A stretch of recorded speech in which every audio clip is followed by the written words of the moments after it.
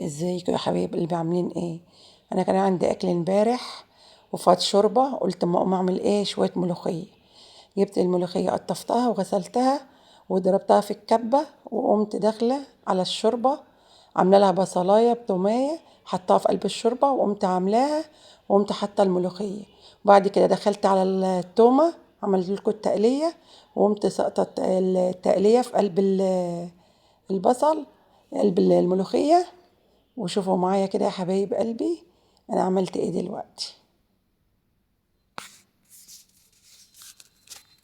وانا كده بقلب اهوت عشان احط التقلية على الملوخية. اهم حاجة الطشة بتاعت الملوخية، الطشة ديت حكاية بصراحة. كانوا شوية ملوخية لوز يعني، ما شاء الله. شفتوا الطشة جميلة وخضرة وجميلة. هي بتاخد غلوتين اتنين، ما تكترش فيها عشان ايه ما تسمرش. احلى حاجة هما غلوتين اتنين بس.